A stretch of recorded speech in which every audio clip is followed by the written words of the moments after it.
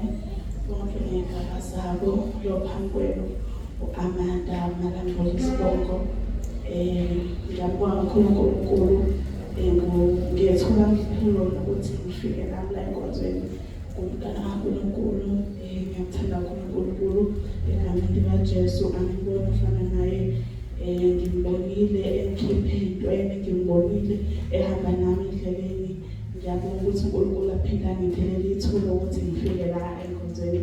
Ngiyaqala ukufika la kodwa bengazi ukuthi khona inkonzo la ekhaya. Umama ubenakho ukuthi njalo nje adlale ama-voice note abantu banje njalo.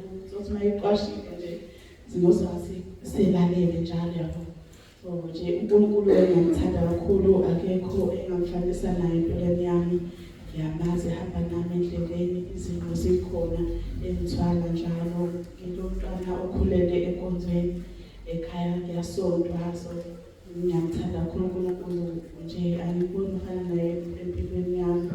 Ngiyabonga kakhulu Jesu Kristu inkosi. Yeah.